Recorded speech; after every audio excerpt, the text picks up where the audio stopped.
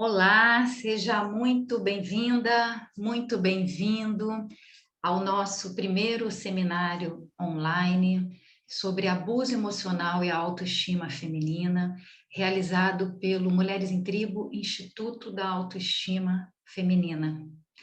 É uma grande honra, é um grande prazer poder trazer temas muito importantes, emergenciais da pauta feminina no país. E para esse primeiro painel, eu trouxe duas representantes de um dos projetos de maior potência no país, que é o projeto Justiceiras, é o da qual eu me orgulho muito de fazer parte. É um projeto que vem, mais do que unindo mulheres, né? Vem arrebatando mulheres no país inteiro, mulheres da área da assistência social, mulheres da área da psicologia, da área jurídica, mulheres de vários segmentos, né? Que se solidarizam, que se unem em torno dessa causa mais do que importante, que é o enfrentamento à violência à mulher. E hoje nós vamos discutir um tema que está no topo das prioridades da pauta de direitos humanos no país, eu diria que no país e no mundo, né? Lamentavelmente, o Brasil hoje está no topo do ranking dos países que mais cometem violência contra a mulher, um número muito alto de feminicídio e com a pandemia tendo potencializado isso, né? Embora a rede de enfrentamento esteja cada vez mais fortalecida, os desafios são cada vez maiores.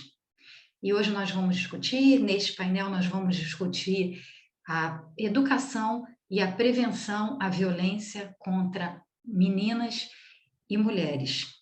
A violência, as meninas passam por cenário, por contexto de violência em várias etapas da sua vida, lamentavelmente. E quando se vive num cenário de violência, uma trajetória que poderia ser plena, ela é interrompida. Vidas são interrompidas, muitas vezes, lamentavelmente, com morte. E quando isso não acontece, o emocional da mulher, de seus familiares, ele é destruído. E muito do que seria positivo para a vida daquelas pessoas é interrompido num processo lamentável de dor. Eu vou apresentar agora as nossas convidadas para a gente começar a conversar sobre esse tema.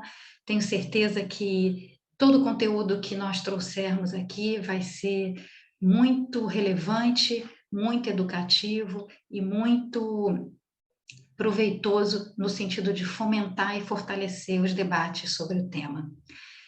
Doutora Daniele Campos, seja muito bem-vinda. Doutora Daniele Campos, ela é pós-graduada em Direito das Mulheres e ela hoje é a gestora de comunicação do projeto Justiceiras.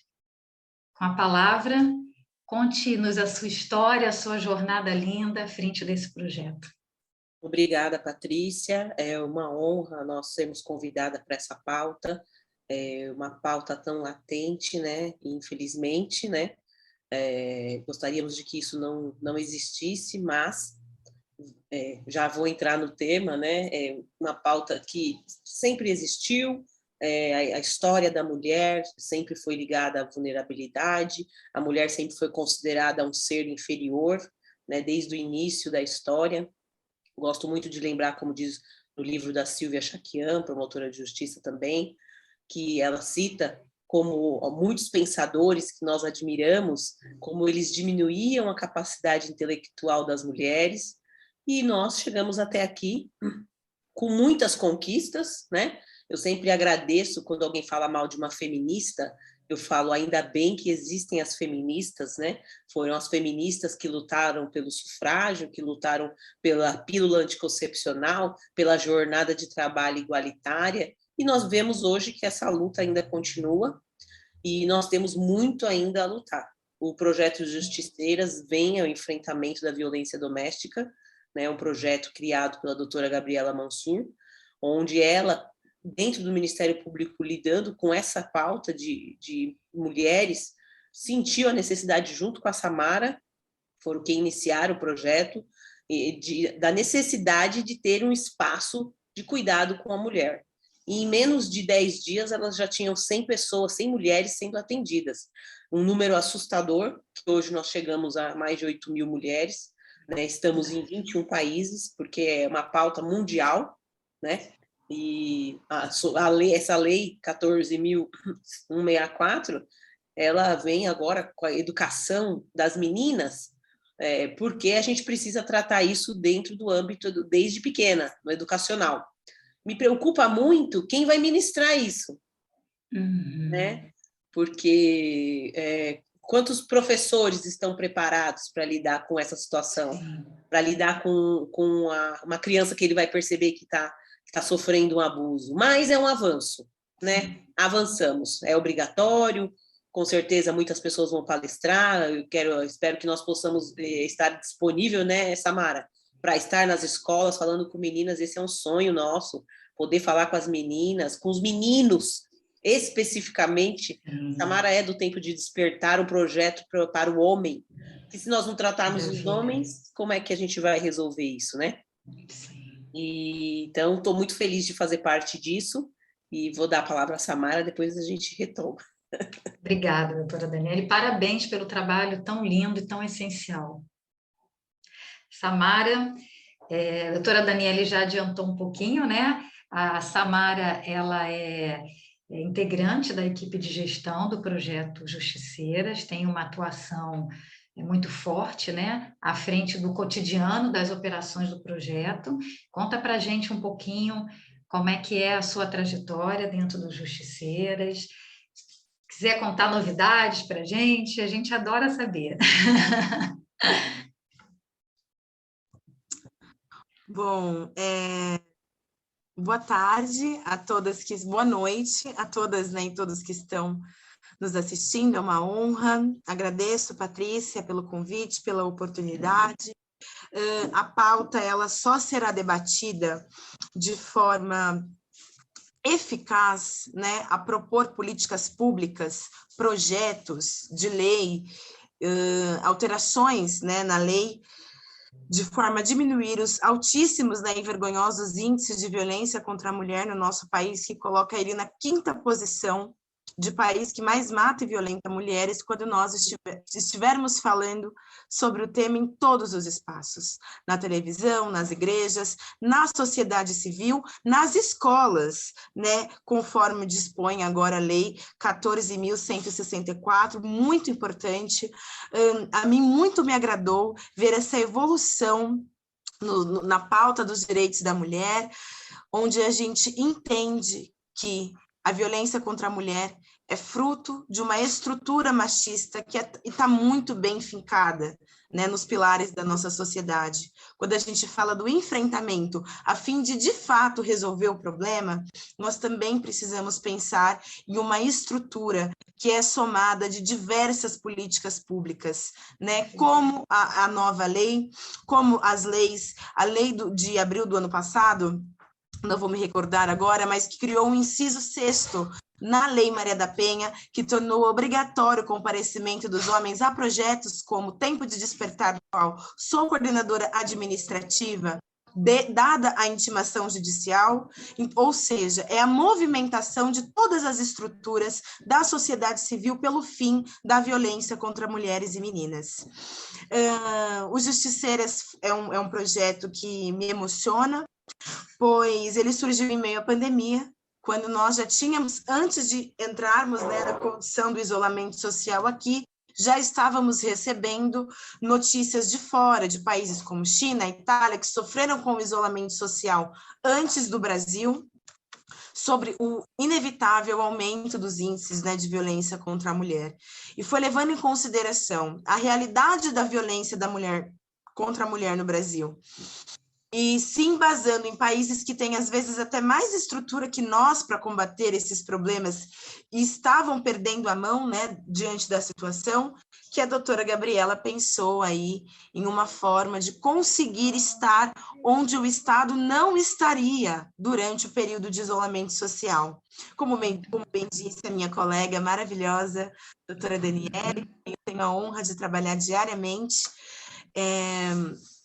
Em uma semana nós já tínhamos mais de 100 pedidos de ajuda, mais de 200 mulheres inscritas como voluntária, e aí percebemos que não se trataria apenas de um atendimento emergencial, e sim de uma força-tarefa da mulher para a mulher, para conseguir salvar, dignificar e recuperar os lares brasileiros. Porque onde uma mulher sofre violência, a família inteira está sofrendo junto. Os filhos, o próprio marido que comete a agressão, não justificando, não diminuindo a gravidade do que ele faz, é crime, tem que ser punível.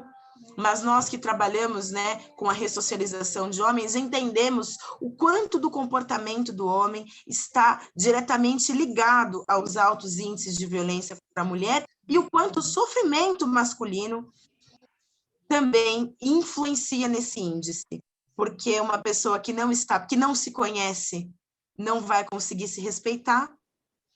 Se ela não se respeita, ela não vai respeitar quem convive com ela, sejam os filhos, né, as mulheres da sociedade civil ou as companheiras amorosas. E o Justiceiras, que começou como uma força-tarefa de urgência para conseguir remediar uma situação ali momentânea, é um projeto que veio para ficar. É um patrimônio, né, Dani, para toda e qualquer mulher da sociedade brasileira. É muito bom, obrigada, Samara, é muito bom, né, ouvir essa sua narrativa, né, desse olhar sistêmico, desse olhar também para as questões do homem, né, para a ressocialização, né, e de trabalhar nessas duas pontas, porque se a gente está buscando aí um novo ambiente, um ambiente de mais respeito, é importante trabalhar essa jornada de cura, né, até olhando as meninas, os meninos, né, as crianças, os adolescentes que são frutos dessas relações, né, e pensando no futuro, né, parabéns, é um trabalho assim, é lindo demais, né, que é um trabalho que é pura sororidade. A gente luta tanto pela sororidade, né, às vezes a gente acha que é algo meio utópico, mas o projeto Justiceiras, ele traz isso, esse DNA do projeto é a sororidade, né? É a união, é se colocar no lugar da outra, né? Eu noto muito que pelos grupos, né, nós temos ali muitas curadoras feridas, muitas mulheres que passaram por isso e estão numa jornada de ressignificação. Eu posso me incluir também nesse grupo, porque também vivi um relacionamento abusivo. E quando você pode ajudar, você está se curando também, né? É lindo demais, vocês estão de parabéns, vida longa a esse projeto e que ele cresça cada vez em mais países e que faça cada vez mais o bem, né? Por esse nosso país que está precisando muito dessa cura. Vou começar então, né? Agora o nosso debate. Vocês duas trouxeram, né, a Lei 14.164, né, que foi sancionada pela Presidência da República, se não me engano, em junho desse ano, e que cria, a partir do ano que vem, né, de março de 2022, a Semana Escolar de Combate à Violência contra a Mulher, nas escolas públicas, privadas, dentro da educação básica. E vocês duas já trouxeram também alguns desafios, né? Trabalhar o combate à violência no ambiente escolar é algo complexo, né? Porque você tem muitas questões envolvidas, mitos, crenças, as experiências individuais, crianças e adolescentes que vêm desse ambiente de violência, e tem muitas questões ali sociais, culturais, econômicas envolvidas. A doutora Daniele trouxe um ponto importante, né? Como será que esses educadores vão trabalhar o tema? Como é que eles vão criar uma interface com as famílias em relação a algo tão complexo? Eu queria que vocês, cada uma de vocês, trouxesse um pouco o seu ponto de vista, né, em relação a estes desafios, onde nós já caminhamos, né, já avançamos, e o que a gente precisa e vai enfrentar agora com essa nova configuração no trabalho de prevenção a partir do próximo ano. Quem gostaria de começar? Doutora Daniele? Eu quero falar para vocês uma coisa que nós participamos de uma live, de um filme que chama A Noite do Fogo. É um filme que as pessoas são brasileiras, mas foi gravado toda no México. Sim. O México é o primeiro país em abuso de meninas no mundo, né? E esse filme é um documentário que vem de um livro, tá? Que eu vou mostrar, que é legal. Reze pelas mulheres roubadas. E ele fala das meninas que são abusadas. As meninas moram numa área industrial, tipo de indústria, tipo Angra 1, Angra 2, sabe? E elas moram ali, são as esposas dos homens e tal. E as meninas sofrem muito. Lá eles falam sequestro, aqui a gente fala tráfico, né, de meninas, mulheres. E as mães, para que evitarem isso, elas pegam carvão e passam nos dentes das meninas, cortam, raspam o cabelo das meninas para deixar elas com cara de meninos. Tá? E é um filme muito legal, ele está concorrendo ao Oscar de filmes internacionais, né? Sim. E eu acho muito legal, é um documentário, é forte, mas traz essa narrativa verdadeira, né? É um documentário. E a temática toda nos mostra. Então, a mãe, aí me remete ao que vai com essas mães daqui das escolas, né? A mãe que tem um filho abusado ou que tem uma família violenta. Então, a mãe dessa menina, ela é uma mulher dura com as crianças, porque ela tem medo. Então, ela tem medo de que aconteça alguma coisa com os filhos. Então, ela é uma mulher dura, ela não é carinhosa, porque é uma realidade, né, de ambientes dessa forma, e que me remete muito a isso, que esses professores, esses educadores, eu acredito muito na educação do nosso país, dos professores, das pessoas que estão lá, não vou dizer, não vamos politizar, mas eu acredito no professor. Eu tive professores incríveis, que eu sou apaixonada até hoje. Então, eu acredito muito em um trabalho lúdico, né, em feiras, em ali lugares que você possa tratar deixando a criança muito à vontade, para que você que é da psicologia, né, Patrícia, sabe, deixando ela a se sentir segura.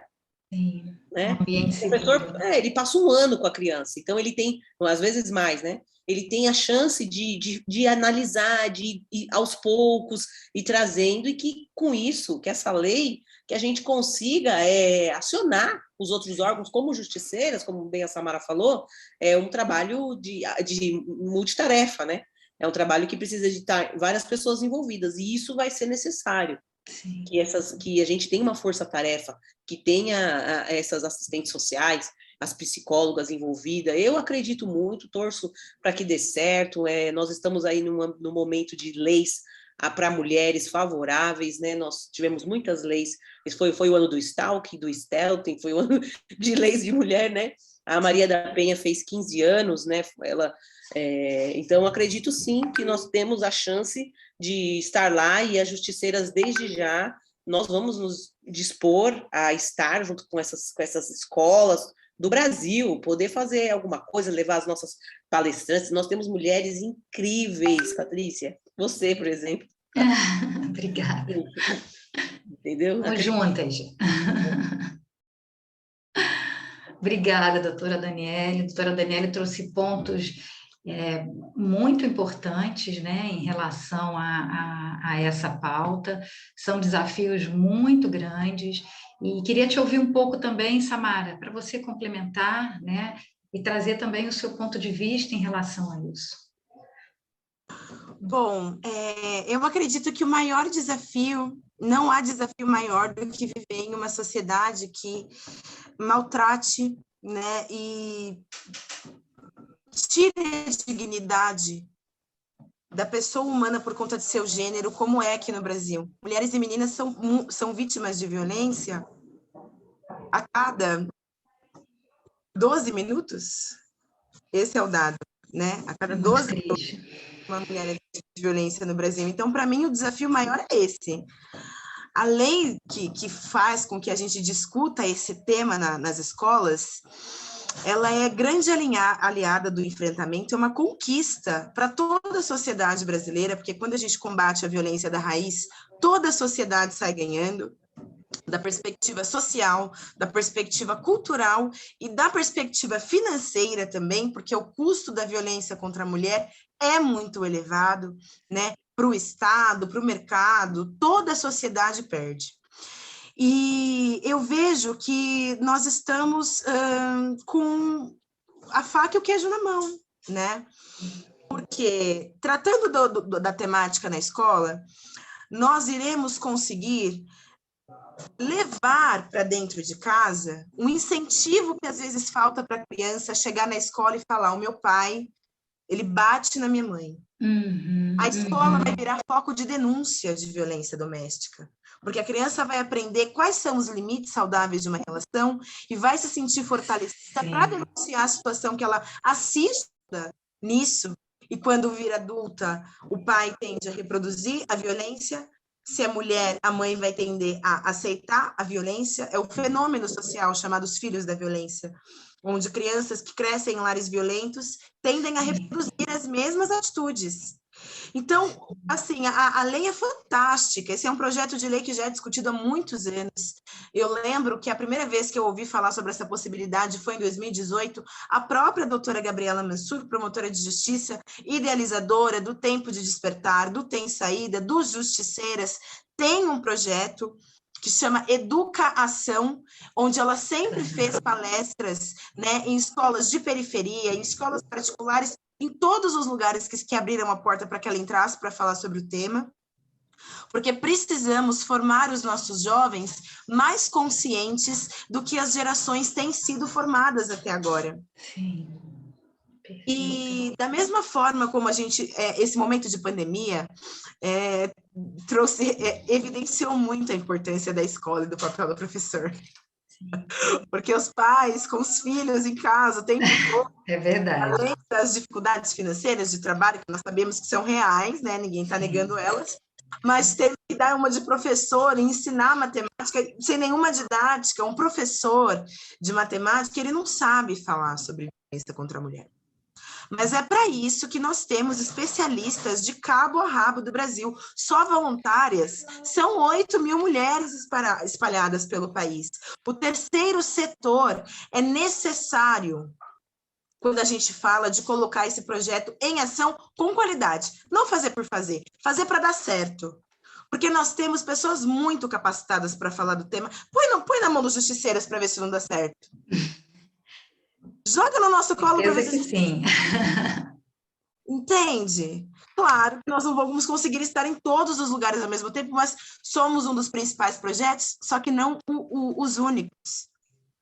Então, é hora de criar as diretrizes, né, para entendermos como o terceiro setor atua nessa semana, né, da consciência e do enfrentamento e combate a toda e qualquer forma de violência contra a mulher, porque assim traremos efetividade para uma lei que é necessária. A Lei Maria da Penha, ela tem que ser debatida dentro do estádio de futebol, dentro das empresas, dentro das escolas, das faculdades, em todos os setores da sociedade civil. Porque ao discutirmos, conseguimos propor soluções que são eficazes. Perfeito. E a união dessas ideias tira, né, o plano do papel e traz para a ação, que é o mais importante, porque senão a gente não vê a mudança na nossa realidade. É isso aí. É a implementação efetiva, né? Não adianta só idealizar, né? É arregaçar as mangas e fazer, né? É isso aí, é isso aí. Obrigada, Samara. Doutora Daniele, quer complementar? Nossa, eu acho que a Samara falou importantíssimo, o terceiro setor caminhar junto com as políticas privadas, públicas, aliás, para efetivar essas ações. Eu me lembro eu estudei aqui em São Paulo, no Caetano de Campos, ali no centro, e nós tivemos a Semana do Trânsito, que vem o pessoal da CET, aí no Rio são os pardais, né? Sim. Eles vêm na escola, tem até hoje, minha filha, tem agora também o de drogas, né? E veio na minha época não tinha o de drogas, mas tinha o de trânsito. Sim. E eu até hoje, quando vou atravessar a rua, eu lembro que se eu for na transversal eu vou demorar mais, porque ele me ensinou, ele pegou na nossa mão e ele atravessou com a gente, fez uma faixa na quadra. Eu estudei em escola pública, isso marcou a minha vida, até hoje eu lembro. Então, como isso vai ser efetivo, como vai ser legal, então, juntar os trabalhos de tudo, achei incrível o que a Samara trouxe, e é verdade, se trouxer para o Justiceiro, a gente vai ajudar muito. Com toda certeza, com essa rede maravilhosa e potente, né? Com toda certeza. Vocês duas falaram da Lei Maria da Penha, né? E já trouxeram um pouco aí esses desafios, né? Esse ano a Lei Maria da Penha completou 15 anos e muita coisa, né? Muitas conquistas, já caminhamos muito.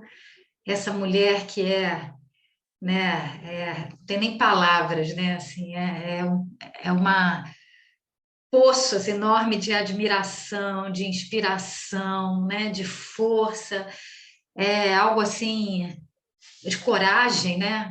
Coragem emocional, né? De fazer o que ela fez e abrir espaço para que nós possamos estar aqui nesse momento debatendo essa questão, né? E tantas mulheres, tantas e tantas meninas. Ela veio com um chamado de vida, com uma missão assim realmente incrível. Caminhamos muito, né? Avançamos, mas como vocês duas também já trouxeram nas suas falas, né? Lamentavelmente os índices de feminicídio ainda são muito altos, né? E a gente vê isso acontecendo, inclusive a gente fala muito das mulheres, né, que estão numa situação mais desfavorável em relação à questão financeira, mas não é só, né? É uma questão que afeta todas nós, inclusive em altas instâncias, em pessoas mais esclarecidas, né?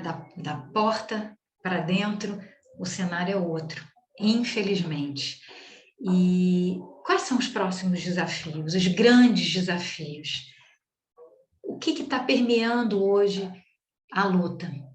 Abrir mais espaço, ajudar essas mulheres a gerar renda, né? Porque a gente sabe que muitas mulheres não saem do ambiente de violência, do relacionamento abusivo, porque elas não têm condições de se sustentarem sozinhas, e a reboque vem as crianças, enfim, e as crianças vão para a escola, viram adolescentes, e como é que a gente consegue ajudar essas mulheres a mudarem essa sua jornada? Aí trazendo também o nosso tema, né? A questão do ambiente escolar. Qual é o papel da escola nessa nova configuração de responsabilidade, com o apoio do terceiro setor, da sociedade como um todo, de trabalhar a questão da prevenção e da educação? Gostei muito desse exemplo, né? Do atravessar a rua.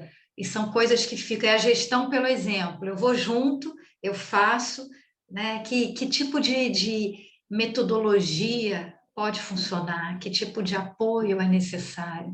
Né? Lembrando que a gente está falando de crianças e de adolescentes, que já têm uma outra visão de vida, que estão começando a se relacionar, né? A ter os relacionamentos afetivos. Queria ouvir um pouco vocês. De 2018, 2017 para cá, nós conseguimos uma visibilidade muito maior para a questão dos direitos da mulher. Então, nós já tivemos importantes avanços.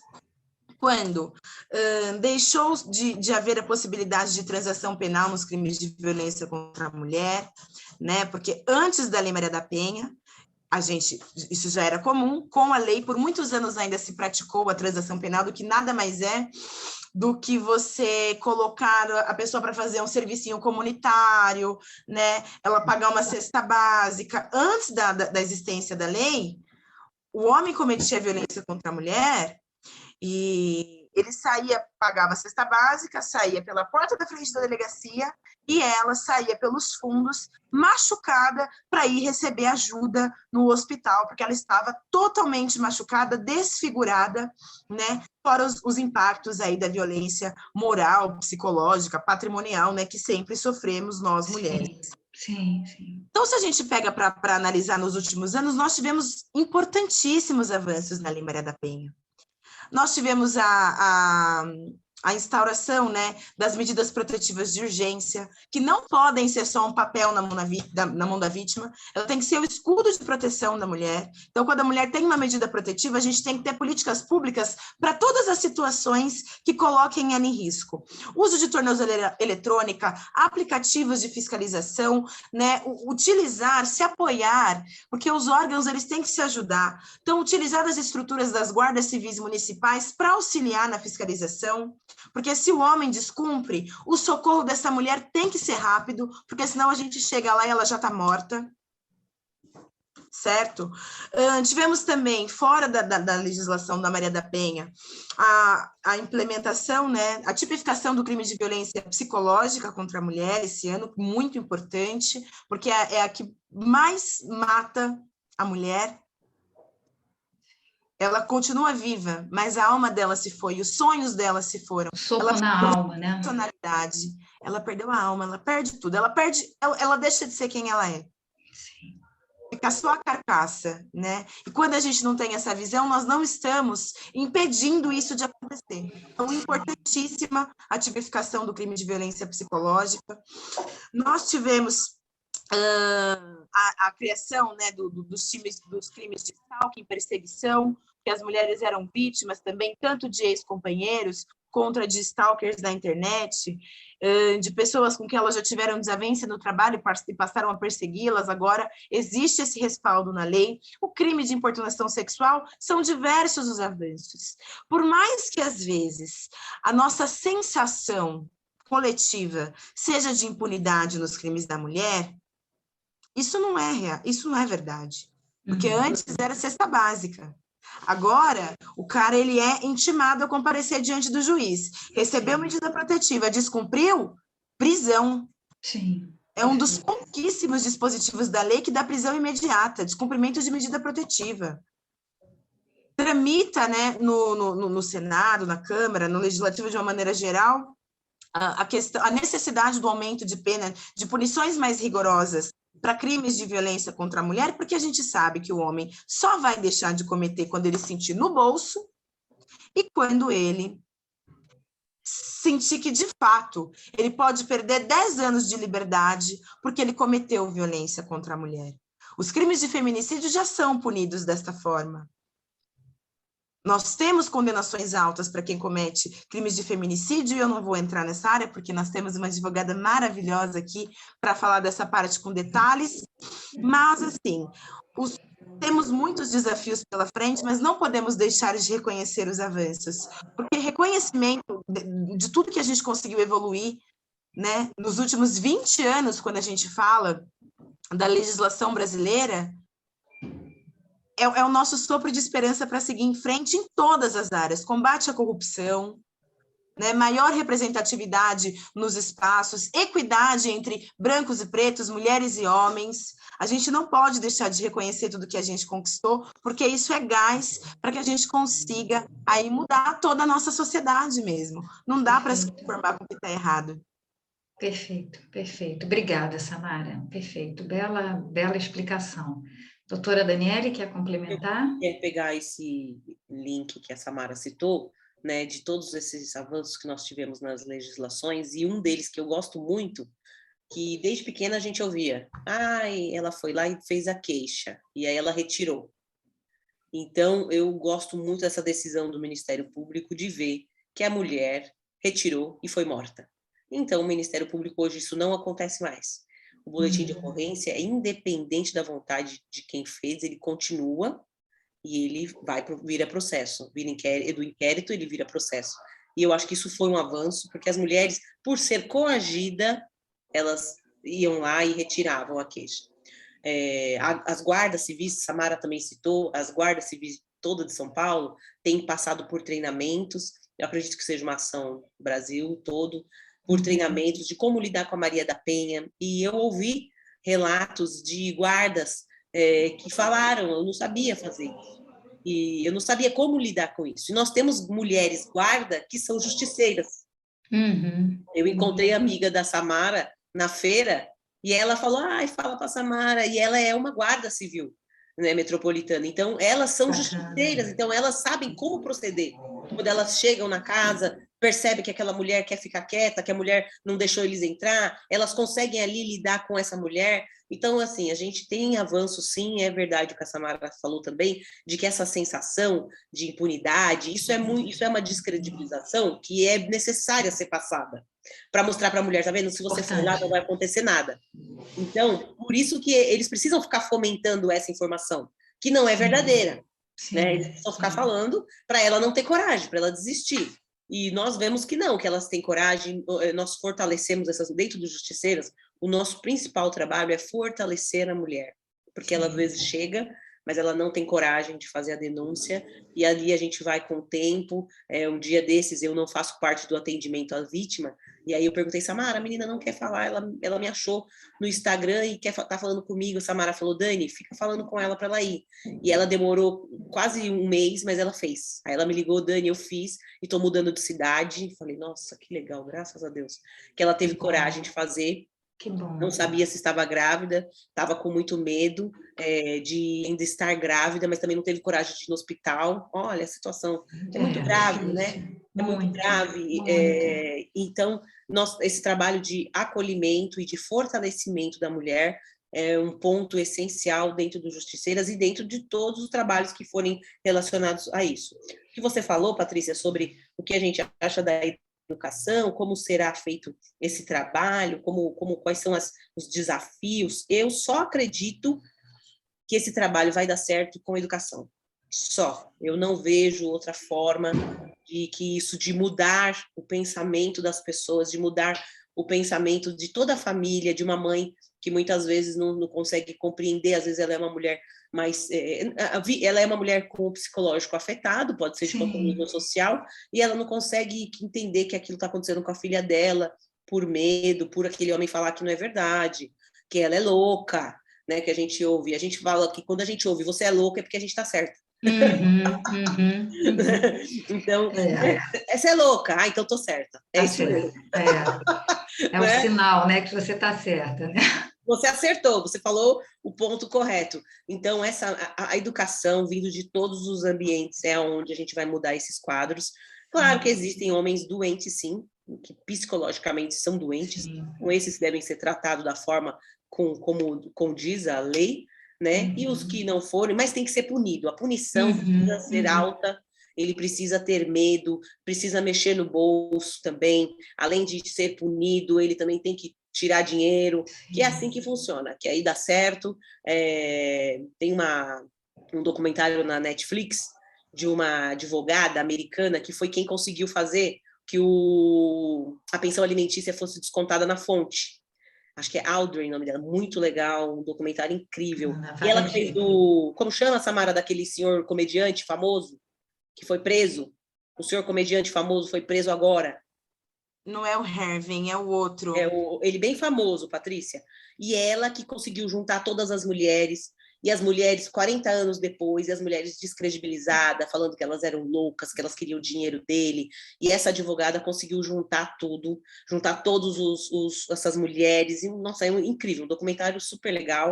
Vou assistir. Para assistir, né? E tem o Mandy também, né, Samara? Esse é sensacional, né? Não tem como você não se conectar, né? Com aquela vida, com aquelas questões, é muito forte. O Mandy, eu acho ele tão importante devido a mostrar mas você não tem trabalho. Se você não tem trabalho, você não consegue deixar a filha. Você só consegue deixar a filha se você tiver trabalho. Então, né? Coitada dessa mãe, dessa mulher, como que ela sai de uma situação de violência? Exato. E a visão sistêmica, né, da família.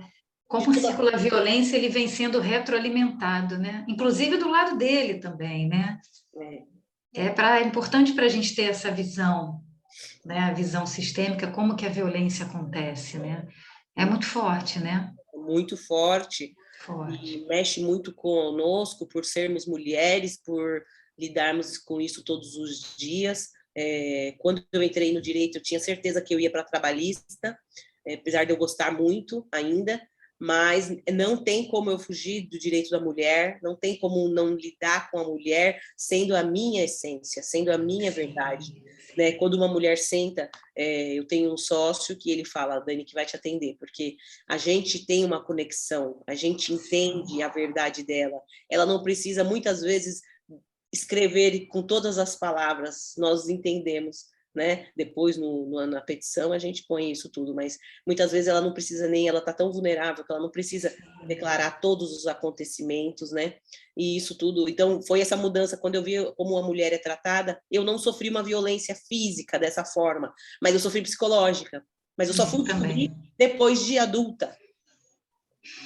Depois de sair do casamento e entender que aquilo era um abuso, que tudo aquilo era um abuso, que eu não tinha direitos, que eu tinha que ser subversivente a ele, a forma que ele queria que eu fosse, como meu corpo tinha que ser, que eu tinha que ter um padrão dele, que eu tinha que ser a mulher que ele desejava, e vai entendendo e falando, isso é um abuso. Muitas vezes nós falamos para ela, isso é abuso, você está sendo abusada, né?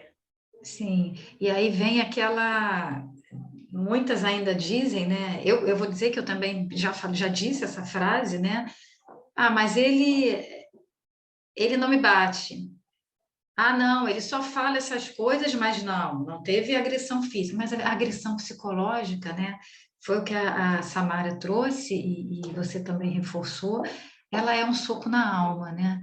Quando a mulher sofre agressão física e consegue sair da relação, é claro que é uma dor muito forte, né? A agressão física ela pode levar ao feminicídio, mas aquilo vai passar em algum momento.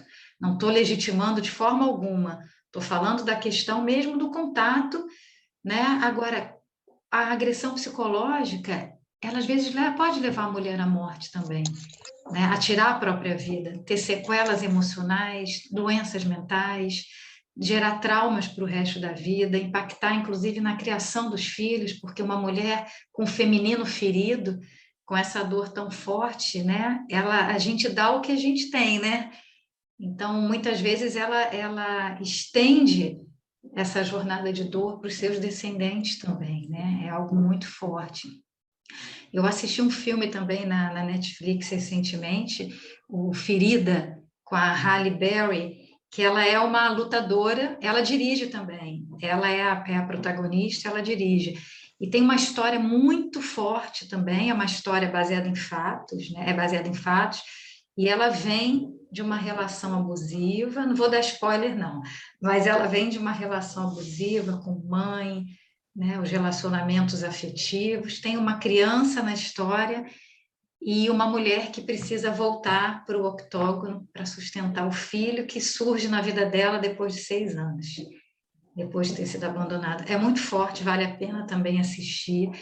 Eu confesso assim que eu fiquei 3 dias assim tendo dificuldade de dormir porque aquelas questões vinham. É muito forte, né? E essa sua fala é muito interessante, doutora Daniele, dessa empatia, dessa conexão, né, com as mulheres que são atendidas, porque eu costumo dizer que nós somos um único corpo, né? Um corpo de dor, um corpo de amor, um corpo de acolhimento. Se eu começar a contar minha história para você, eu tenho certeza que você vai se identificar, eu vou me identificar com a sua, eu vou me identificar com a da Samara, e assim a gente vai convergindo, né? Porque é isso, a essência feminina é isso, né? Eu achei muito bom assim o que vocês trouxeram em termos de esclarecimento em relação à Lei Maria da Penha, né? Algumas percepções equivocadas que são criadas, né? E desconsiderando, desconhecendo muitas dessas conquistas, né? Muitas frentes que foram abertas e que lá atrás não existiam. Hoje a mulher tem coisas ainda a serem feitas? Claro, a gente vive na jornada de aprimoramento constante, faz parte, né? Até porque muitas situações também a gente vai testando, né? Coisas que não aconteciam, que começam a começar a acontecer, e a lei vai sendo modificada de alguma forma, outras frentes de trabalho vão surgindo, né? A gente acabou de citar a própria lei que cria a Semana Escolar de Combate à Violência Doméstica, e a gente vai avançando assim, né? Fortalecendo cada vez mais essa rede. Eu vou trazer aqui mais uma questão desdobrada aqui em duas frentes. Paty, eu queria só te pedir licença um minutinho. Claro. Gente, vocês desculpem, viu? O meu celular superaqueceu, mas aconteceu isso ontem, então hoje eu já estava mais preparada e deixei o Zoom aqui no computador engatilhado, consegui voltar. Ele está aqui, morreu, mas passa bem. E quando bom que eu você caí, conseguiu voltar. a fala da Dani estava ótima, né? Contando do caso da mulher que demorou um mês, mas no fim conseguiu denunciar. E aí eu ia pedir para fazer uma complementação na hora, que é o seguinte: é só não desistir. Perfeito. Porque quem desiste da denúncia de tudo é a mulher que está vivendo a situação. Nós, enquanto grupos que prestam apoio, Poder Judiciário, né, Ministério Público, a gente não pode desistir da vida da mulher. Perfeito. Se a gente não desiste, ela vai em frente também. E ela se livra da situação da violência, ela começa a trabalhar, ela começa a se cuidar, ela passa a se valorizar, a se amar, e ela nunca mais vai aceitar na vida dela ninguém que não trate ela de forma adequada. Perfeito. Prontinho, era isso que eu queria trazer. Perfeito, Samara, perfeito, é isso aí. Claro, né, a decisão é da mulher, né, e tem um momento para romper o ciclo, mas se ela sabe que no momento que ela decidir, ela vai ter uma mão ali, né, acolhendo várias mãos, né, vários abraços, várias outras mulheres vivendo aquilo com ela vai sair com segurança. Fantástico, Samara. Muito obrigada aí por ter complementado. Eu vou então seguir aqui com essa pergunta, né, para a gente trabalhar um pouco essa questão da socialização, né? Eu vou falar das meninas, mas vou falar dos meninos também, né? Da importância de você trabalhar o outro lado no ambiente escolar, né? De que forma, dentro desses desafios que vocês mencionaram aqui, que vocês trouxeram, de que forma vocês acham que esse viés da socialização, né, deve ser trabalhado? Por exemplo, a questão da misoginia, a questão dos papéis, né, o papel da mulher em relação à maternidade, aos cuidados da casa, dentro de um relacionamento afetivo, né? E um outro ponto também, desdobrando, a gente sabe que, lamentavelmente, o índice de adolescentes grávidas no país ainda é muito alto, né? E muitas engravidam dos seus próprios agressores, o que é um cenário muito triste. De que forma se trabalhar, né, essa questão, mostrando, conscientizando essas meninas que, se elas desejarem ter uma profissão, que se elas desejarem a independência, né, é importante dizer se elas desejarem, porque cada um tem o seu direito de escolher, né, de sua livre escolha, elas podem, né? E aí, com um agravante de buscar essa jornada, esse novo caminho, vivendo num ambiente que não favorece isso, um ambiente abusivo muitas vezes. Aí queria ouvir vocês duas. O que vocês acham? Nossa, vou falar. Eu não se engane com a minha carinha bonitinha. Eu nasci evangélica, nasci na igreja evangélica, mas eu tenho alguns pensamentos bem diferentes, né? Levando em consideração, é um tema bem polêmico, mas eu faço parte de alguns grupos de aborteiras, da descriminalização disso, né? Eu acredito bem naquilo de não julgamento, que as mulheres elas têm a decisão de sim ou não. Não cabe a mim, não cabe ao Estado. Aí sempre os opositores dizem, então eu vou pagar pelo aborto, então ela vai usar como método anticoncepcional. Isso tudo para a gente não conseguir avançar nesses temas que são muito importantes, né? É claro que nós temos dentro da legislação da norma já o acolhimento ao estupro, mas muitas vezes essa menina não chega ao hospital, não tem denúncia e este neném nasce, né? Como a gente já viu várias vezes. Então, eu sou muito a favor, nesses aspectos da maternidade, da mulher, eu sou bastante radical, Eu tive um filho porque eu decidi ter, na hora que eu estava preparada, com a minha vida preparada, e eu sei como foi bom.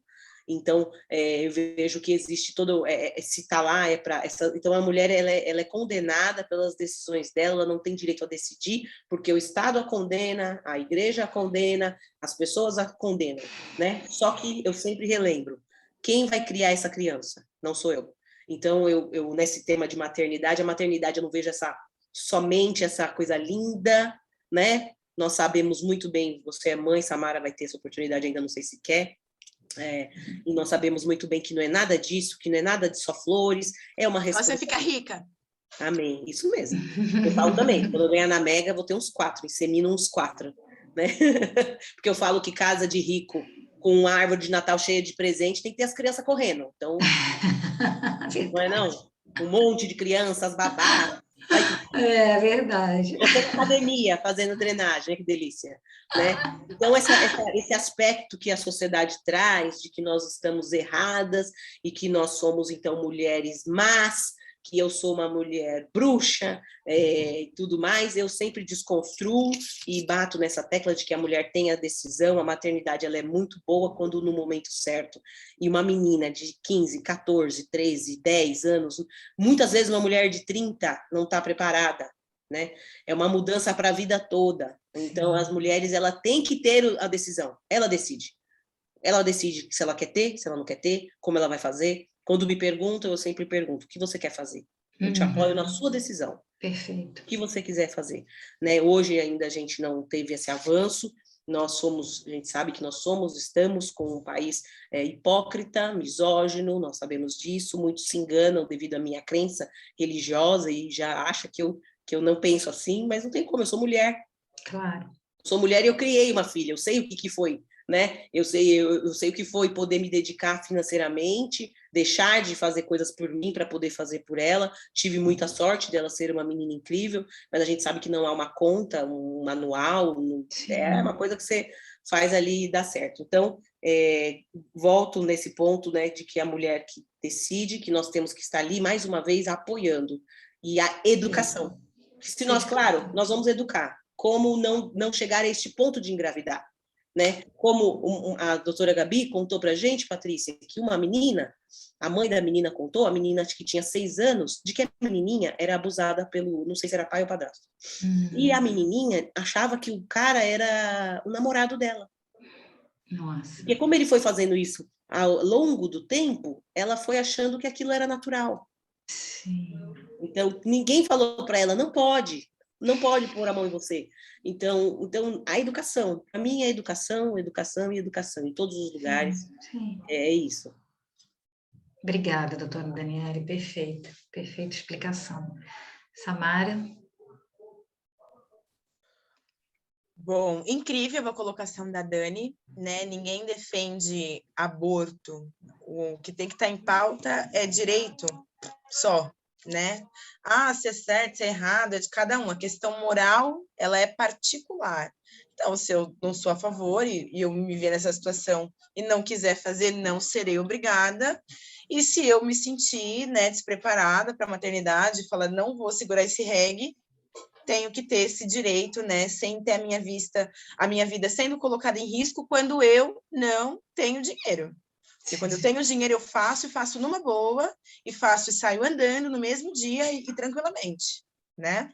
Mas quando eu sou pobre, preta, de periferia, eu pago muitas vezes com a vida. Então, é sobre direito à vida, né? A gente está falando do direito à vida e de uma vida com qualidade, acima de tudo, que é o que a gente tem que pautar aqui no Brasil. É tão difícil pensar nisso, né? Agora que voltamos a comprar osso no supermercado, mas é possível uma vida com qualidade e real, né? E praticada ali no dia a dia. Parabéns, doutora Dani, sempre brilhante, sempre me surpreendendo positivamente.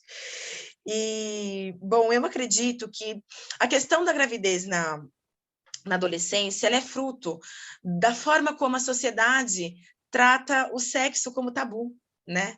Porque se é um tabu, eu não vou conseguir falar dele abertamente, diretamente, não vou conseguir dialogar sobre ele, entender o que é ter relação sexual, entender o meu prazer, entender do que eu gosto, entender por que eu tenho que me prevenir, como eu me previno, porque a galera acha que o preservativo é só para evitar gravidez, e não, né? Nós estamos tendo um surto de HIV novamente, as ISTs estão se proliferando porque agora o jovem desistiu de usar preservativo de novo. Então, não adianta a gente colocar o preservativo ali e falar, não, é isso, tá aqui, ó, tô dando. Não é suficiente. É preciso campanhas de conscientização. Assim como a gente deve falar da violência contra a mulher nas escolas, nós também devemos falar de saúde sexual, de direitos sexuais e reprodutivos, para que cada jovem, menino ou menina, né, esteja formado o suficiente para conseguir fazer as próprias escolhas, né? Eu não aconselho ninguém a ser mãe com 16 anos de idade, mas tem muitas mulheres que conseguem e se saem super bem. Sim. Só que eu não posso pegar isso como regra para impor para todas as meninas que engravidam com 16 anos de idade, que é só elas se dedicarem que vai tudo dar certo. As estruturas familiares são diferentes, os acessos são diferentes. Quando a gente tem um país que difere, sim, as pessoas por conta de gênero e cor, tudo tem que ser levado em consideração, né? E essa desconstrução é a base, né, do que acontece no Tempo de Despertar, que é o trabalho que nós realizamos com os homens agressores. Vocês tocaram nesse assunto que é muito pertinente, porque você fala da questão dos direitos da mulher, do papel da mulher, né? E a gente fala sobre isso também no projeto. Quando os homens passam pelo tempo de despertar, a reincidência, ela diminui de 65% para 2%. E a gente não tortura, a gente não bate, entende? A gente conversa. E não só de uma perspectiva de falar e ouvir, mas sim de uma perspectiva de fazer com que eles também falem sobre esses assuntos. Perfeito. Com base em conhecimento, com base em informação. É assim que a gente desconstrói os comportamentos, né, machistas e masculinizados de maneira tóxica na sociedade. As mulheres também são criadas nesse sistema machista. Nós também somos influenciadas pelo machismo. Sim. E quando a gente fala do aumento de pena, que eu sou a favor do aumento de punição para crimes de violência contra a mulher, só que eu sou mais a favor ainda de investimento maciço em projetos como o Tempo de Despertar. Porque, às vezes, a gente está falando de um homem que é trabalhador, a gente não está falando de um bandido. E se ele ingressa no sistema prisional, é 50-50 de chance dele sair de lá indo um trabalhador ou sair um bandido formado. Então, antes de eu considerar prender o cara, porque muitas das vezes o tempo de despertar ele é atenuante, né, de possibilidade de condição de liberdade, antes de prender, eu quero ressocializar, eu quero ter essa chance. Eu quero esse projeto expandido em todos os municípios brasileiros, eu quero tempo de despertar em todos os estados, tem que fazer parte do cronograma do Maria da Penha Vai às Escolas, eu quero a criança trazer a demanda falando assim, nossa, talvez fosse legal para o meu pai, talvez meu pai fosse importante. Quando o juiz manda a lista, eu recebo os nomes e os telefones, né, de quem vai participar e entro em contato para fazer uma convocação extraoficial, explicar como vai acontecer, né, os dias que ele tem que comparecer, como que ele vai acessar, porque agora a gente faz de maneira virtual. E, às vezes, os homens, né, são leigos, enfim, não sabem mexer, e aí eu falo com filha, eu falo com filho, né? Às vezes com uma mãe, com uma irmã, e eu sempre faço questão de explicar que é um espaço de aprendizado. Todos nós precisamos aprender a desconstruir o que há de tóxico dentro da gente, que a sociedade naturaliza numa boa há milênios, né? Nós somos fruto de tudo que aconteceu até agora. São 2021 anos de história que estão aí, ó, perpetuando todos esses valores que a gente sabe que não dão certo, que o resultado não é positivo e efetivo. Como que eu desconstruo algo que está há milênios na sociedade? É nesse sentido que a nossa mente tem que caminhar. E aí é muito importante que a gente capacite todos os agentes que atuam direta ou indiretamente no combate à violência contra a mulher. do poder público ao CREAS. Perfeito. Todos os agentes. Obrigada. Excelente, Samara. Perfeito. Excelente, excelente. Doutora Daniele também, obrigada, assim, excelentes ponderações, né? A Samara trouxe uma questão que é essencial, eu acho que amarra bem essa nossa conversa, que é essa chave do autoconhecimento e a desconstrução de crenças que a gente vem carregando lá atrás, né? Porque não é de hoje, não é de ontem, isso vem de muito, muito, muito tempo, né? Nós mulheres ainda carregamos muito dessas questões que não nos foram ensinadas, essa forma de enxergar as relações, de nos perceber dentro das relações. Então, essa desconstrução é do homem também, mas ela é nossa, acima de tudo, né?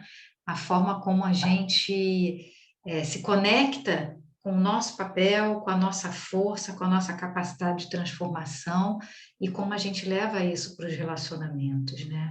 Esse trabalho de ressocialização é incrível, né? E é interessante porque é o olhar para toda a cadeia, né? Se é que a gente pode dizer assim, para toda a engrenagem que move a questão da violência, e efetivamente não olhar só com um viés da justiça. Claro que é necessário, é essencial, mas aí depois, né?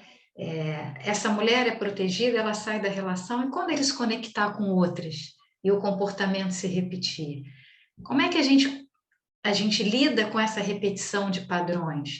É claro que tem os casos patológicos, né? Tem os casos que demandam outro tipo de tratamento. Mas e aqueles homens que aprenderam a ser desta maneira?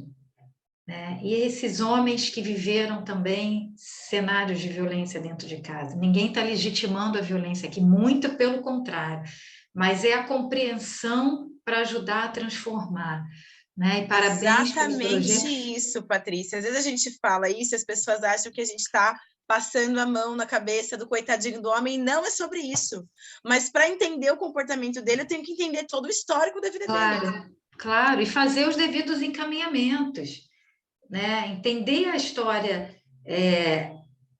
desse indivíduo. Por que ele fez aquilo? No que ele acredita? Como é que ele se enxerga e como é que ele enxerga a mulher?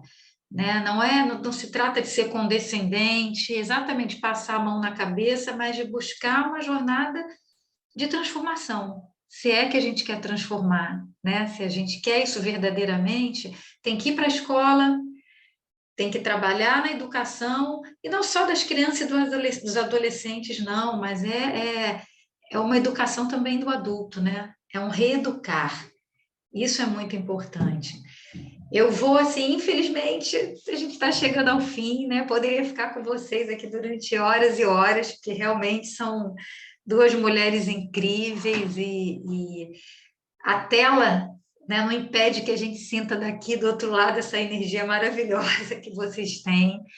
É muito lindo o trabalho de vocês. Eu quero poder contribuir cada vez mais, né, com o trabalho das justiceiras, numa interseção aí do trabalho do Instituto com o trabalho das justiceiras, me colocando à disposição, colocando a nossa rede também à disposição, e que o trabalho das justiceiras seja fortalecido cada vez mais. Vida longa, muitas bênçãos para cada uma de vocês, viu? Vou pedir então para que cada uma deixe aqui a sua mensagem, tá? E muito obrigada mais uma vez, só gratidão, e que esse seja o primeiro de muitos outros encontros. Super obrigada mesmo.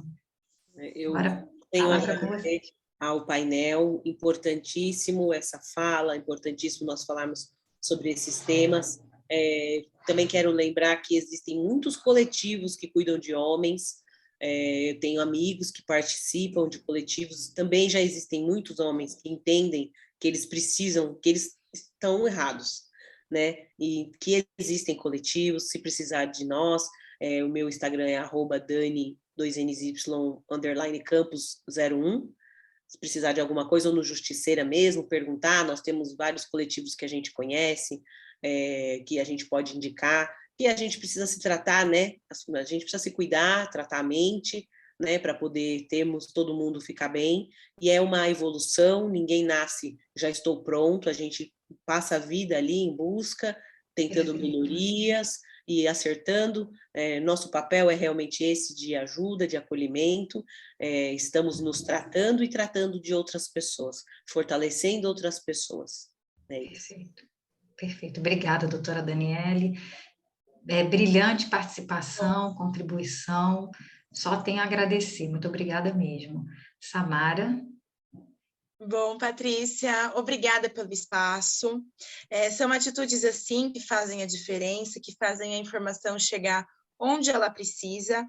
Se você que nos acompanhou nessa live está precisando de ajuda ou conhece alguém que esteja precisando de ajuda, é só seguir a gente no Instagram, @justiceirasoficial, e você também pode mandar uma mensagem pelo WhatsApp, né, caso você não tenha Instagram. Vai ser exibido só pelo Insta? A gente está no YouTube, né? A gente está no YouTube. Porque a plataforma é diferente, eu fico um pouco confusa às vezes. Mas se você não tiver Instagram, é só chamar a gente no WhatsApp 011 996391212. Você vai receber uma mensagem automática com link, clica no link, preenche o formulário. Em até 48 horas a gente vai entrar em contato com você por meio do WhatsApp.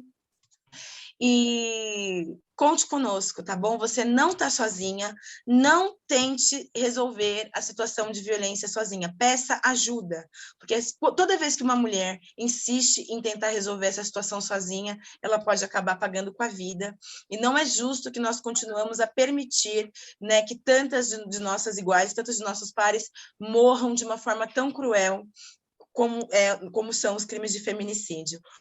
Eu sou a Samara Ribeiro, meu Instagram é @eusolneguinha, e foi um prazer bater esse papo com vocês. Obrigada, Patrícia. Gratidão, Samara, participação maravilhosa, coraçãozinho também para você. Linda, linda. É isso aí, mulher, não se cale, denuncie e peça ajuda sempre que ele precisar, né? Você não está sozinha de forma alguma.